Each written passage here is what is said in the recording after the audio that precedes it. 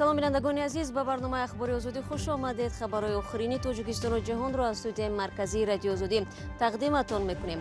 Шалогу хоҷа ҳастам ва нахуст таваҷҷӯҳ намоед ба сархати мавзӯъҳои барномаи имрӯз 16 сентябр. дар 2 ҳафтаи оянда ширкати Somon Air бо даҳо парвози чартерӣ мусофиронро аз Русия ба Тоҷикистон интиқол хоҳад дод. овоздиҳии берун аз маҳалли зист ва ё роҳи тақаллуб дар интихоботи парламентии Қирғизистон. агар дар Бишкек вазъ чунин аст, дар минтақаҳо интихобот чӣ гуна ҷараён мегирад? با امید اویله از پسی پدر فرزندان از طویلدره به مرکز آمد، اما شوهر فرار نمود و این زن با 2 فرزندش در واگن ماند. اگر من خونه و در نجاش اومدم قدیره روزی درازی دکوی. مقامات توجیکستان و روسیه برای ادامه پروازهای چارتری بین دو کشور به موافقه رسیدند. در این باره وزارت کارهای خارجه توجیکستان خبر می‌دهد. انتظار می‌رود تا آخر ماه سپتامبر پروازهای چارتری از شهرهای گوناگون روسیه به توجیکستان افزایش یافته هفته تا 30 پرواز انجام شود. پروازها را شرکت سومون ایر عملی می‌کند. به داوطلبان سفر مثل قبل طریق رویخط سفارت و کنسولگری‌های توجیکستان در روسیه بلیط می‌فروشند. با مسافران داشتن معلوماتنامه طبی اویدی کووید 19 حتمی است. درباره جدول نوی پروازهای غیر نقشه‌ای در نشرهای بعدی برایتان معلومات خواهیم داد. امروز در توجیکستان رسما معرکه تبلیغاتی نامزدهای انتخابات پرزیدنتی شروع شد. برای به دست آوردن مقام رئیس جمهور 5 داوطلب از احزاب سیاسی ثبت نام شده در کشور تلاش می‌ورزند. مسئولین حزب‌ها میگویند از فردا به مناطق کشور سفر نموده و با انتخاب کنندگان ملاقات خواهند کرد. در قرغیزستان هم به برگزاری انتخابات آمادگی می‌گیرند. ولی ظاهراً مسئله آوازدهی بیرون از مکان زیست میتواند انتخابات پارلمانتی در این کشور را به هم بزند. یک عضو کمیسیه مرکزی انتخابات یک جا با روزنامه‌نگاران بعد تفتیش بعضی حوزه‌ها اثبات کرد که در بیشتر آنها تقلب جای دارد. برگزاری انتخابات پارلمانتی در قرغیزستان 4 اکتبر به نقشه گرفته شده است. 16 حزب سیاسی برای صاحب شدن به کرسی‌های پارلمانت مبارزه می‌برند. تفصیلات در گزارش نستعلیق время که آن را محمد وفا رحمتزاده تقدیم می‌کند. بعد از چند دقیقه کمیسیه مرکزی آگاه می شود که او را به طور مخفی در نوار ثبت کردند و برای شرکت در جریان انتخابات واقعا هم خبرنگاران به اینجا آمدند. میگویند در قطعه آوازدهی رقم 249 جای هست. ولی در حال پس از آنکه ژورنالیستان خود را معرفی کردند، در این قطعه اعلان کردند که آمادن همه رای دهندگانی را که فرمه رقم 2 را پر می‌کنند به قید گیرند. این سند به انتخاب کننده اجازت می‌دهد که ناوابسته به محل ثبت نام خود آواز دهد. اسکر اکتالوف ساکن بیشکک در نقطه آوازدهی نزد خانه‌اش نتوانست خود را ثبت نام کند. وقتی ما به اینجا آمدیم نمایندگان حوزه انتخاباتی گفتند که الکی استفاده از فرم رقم 2 محدود است. یعنی 2,500 آدم الکی خود را در قید گذاشته است و اضافه کردند که ما را قبول کردن نمیتوانند. ولی این خیلی تعجب آور بود. زیرا ما در قید محض همین ناحیه هستیم و رسما باید همین جا آواز دهیم. اما چرا دریافت فرم یا ورقه رقم 2 مشکل شده است و چگونه حزب‌های مختلف آن را به منفعت‌های خود استفاده می‌برند؟ این نامزد در بیشکک مشهور نیست. این نامزد باید به نرین برود و دوستان و نزدیکان را با خود بگیرد. و دوستانش را با خود به قطعه آوازدهی می‌آورد. آنها ورقه رقم 2 را پر می‌کنند. او با آنها چای می‌کند، لباس می‌پوشاند و احتمال پول هم می‌دهد. اکنون به ترتیب این کار توجه کنید. در این قطعه آوازدهی در یک روز 250 نفر را با فرمت رقم 2 به قید گرفتند.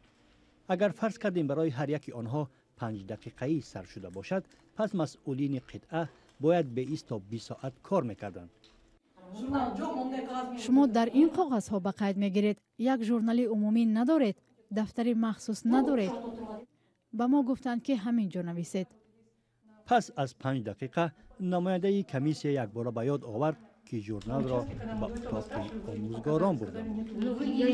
در قطعه آوازدهی وقتی ما همین سال را دادیم شما گفتید که نه چنین نیست.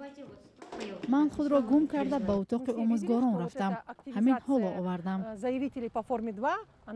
همه ما دیدیم که این فعال شوی به قید گیرندگان در میانه های ماه اوگوست مشاهده شد.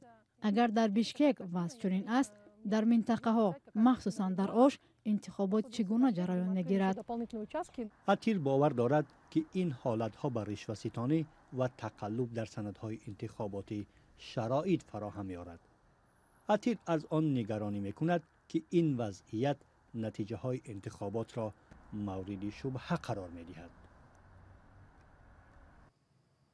گزارش همکاران ما از تلویزیون نستایشی وریمه بود. بینندگان عزیز، اگر تا آخر برنامه ما رو همراهی کنید، از زندگی سخت و تلخ یک زن توجیک برای شما قصه میکنیم که به خاطر دستنگر نشدن کودکانش بار وزنین زندگی را برداشت گرفته است. و همچنین از یک تشبوس هنرمندان جوان میگویم که به جای فرزندان غریب و رهدورشان به تبریک مادران آنها میروند. اما قبل از این یک آگهی را ببینید.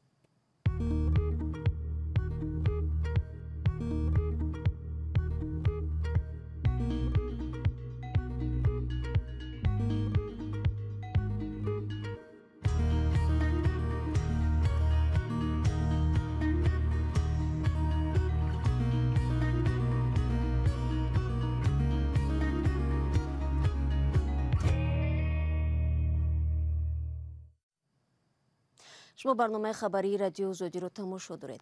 زندگی زن توجیکی را محتاج در مردم کرده است تا اینکه 2 فرزند نابالغش احساس گرسنگی و بی‌سروبانی را نداشته باشند. این ساکن ناحیه رودکی زمان در شرق تاجیکستان میزیست و با امید خانه آباد از پس شوهر زادگاه را ترک و مرکز را مکان زیست انتخاب کرد. به خبر از اون که روزی در لب راه میماند و واگن سرپناهش می شود. ولی حتی در همین 4 دیوار آهنین روزی خوش ندارد و می ترسد که در کوچه و حواله تقدیر خواهد شد. برای یوسفی زندگی پرمشقت این زن را به نوار گرفت.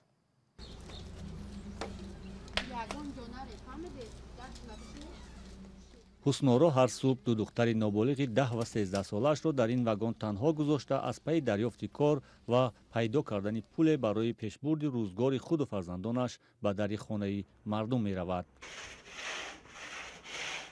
این زن 48 ساله ساکن ناحیه رودکی 3 سال اخیر فرزندانش را تنها و با مزد زحمت شستشوی قالین و پاکسازی منزل ساکنان پرستاری می کند. شوهرش آنها را پرتافته است. خب شکل لباس خاکا میدن. من شرط وزنی از گلم توریسته کنم یه واگن در زندگی دارم. حجت خانه ندارم اخیجان. آب ندارم. قبلا 13 سال در منزل اجاره زندگی میکرد. اما چون دخترانش بزرگتر شدند و خراجاتشان هم بیشتر شد، با کار کرایه امکان پرداخت پول اجاره را نداشت. واگن را یک نفر خیرخواه تعمیر کرده و در کنار راه در دهه معروف با طبقه جماعت سر کشتی گذاشته است. هر روز سرکنو پیشکنو دارن اینجا جوی ترواسرمت رای بره ایش میگه پشتی خونه ما اینجا ایش میگه خیلیه خیلی مجبور مکه جون چکو کنم ای مجبوری همجا دا ایستادم اگر من خونه و درد میشه اومدم قدیره روزی دروز این دکبی از سب تویرو میکنم وطن و مادر همان را میباشند که چونان که هر انسان یک مادر دارد. حسنارا میگوید تنها به خاطر تحصیل سزاوار فرزندانش زحمت سنگین در خانه مردم را تحمل میکند. هم از ضرورت آنها را به قدر کافی مهیا میسازد تا میان همسالانش انگشتنما نباشند. آغاز سرسانی‌های حسنارا به سالهای 90 زمان جنگ شهروندی برمیگردد که از طویلدره به شهر دوشنبه فراری شده بود. بعداً روزگارش مثل صدها زن زمان جنگ شهروندی به همین سرسانی‌ها ادامه کرد و با 2 کودک نابالغ در کوچه ماند. جامعه شناسان در بسیار موارد به سرپناه و تنها ماندن زنان را به مشکلات اجتماعی مربوط می‌دانند. خب تا همین چند سال پیش در همین واگنی که پشت سر من است یک زنی دیگر هم با 3-4 فرزندش زندگی میکرد. بسیار یک زندگی مشکل داشت و وقتی که من این زن رو همیشه مشاهده میکردم خب هم صحبت میشدیم و چنین خلاصه آمدم که مشکل اساسی مشکل اجتماعی خود کشور است و مشکل دوم سری بیسوادی به فراستی خود زنان است و مشکل کلانترینش فکر میکنم مردها هستند. یکی اگر شوهرانشان باشد که بیشترینشان همین زن هم که بود زنی دوم بود. ҳуснора ҳоло нигарон аст ки ӯро бо вагону кӯдаконаш аз роҳи ин деҳа пеш кунанд ба куҷо меравад, зеро ӯ фарзандонашро дигар на хешовандон ва на фарзандони падар қабул надоранд. барномаро идома медем. муҳоҷират ва акнун пандемия вобасташавии роҳҳо сабаб шуд ки муҳоҷирони зиёде наметавонанд дар рӯзу лаҳзаҳои муҳими хонавода канори азизонашон бошанд. ҳоло асосан телефону интернет аст ки наздиконро бо ҳам пайванд ва шодӣ шарик месозад. вале баъзеҳо бо ин алоқаи маҷозӣ иқтифо намекунанд ва барои табрики хотирмону ҳузурӣ аз кӯмаки як гурӯҳи ҳунармандони ҷавон истифода мебаранд.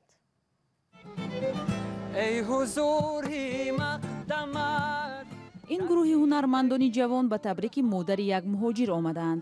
муҳоҷире ки ба сабаби басташавии роҳҳо ва пандемия натавонист дар ин рӯзи муҳими хонавода худро ба ватан бирасонад ва бо гулдастаи назди модар биравад. бо дархости муҳоҷир гурӯҳи ҳунармандони ҷавони ҷило ин корро ба ҷои ӯ карданд. акай ҷамшед намегум фамилияша, аммо акам папросид карданд ки 2 сол модаршон надидиянд. мақсад мерафтем табрик мекардем, бисёр хуб мешуд. идеяи барномаи табрикотии ин гурӯҳи ҷавонон ҳам аз ҳамин ҷо пайдо шуд. акнун бо дархости муҳоҷирон гурӯҳе бо оҳангу таронаҳои зинда зуд меҳмони хонаводаҳои онҳо мешаванд. эҳсосоте ки хичон дар даруни дилшон доранд, рӯбару модаршон да табрик карда наметавонанд, мехоҳанд ки через мо ҳамин кора бикунанд. мо чӣ кор мекунем? мо акара гӯш мекунем, фалон ҷо бояд рафтан дар кор, адресора мегирем, гул мегирем, як букети хушрӯ, як торти хушрӯ, калонак. мо медроем як суруди модар, як суруди ғамгин ёки як суруди туёна, рақсӣ баҳри ҳамашон настроение падарка мекунем. аммо табрики азизони муҳоҷирон ба ҷои онҳо танҳо як бахши кори ин ҷавонон аст.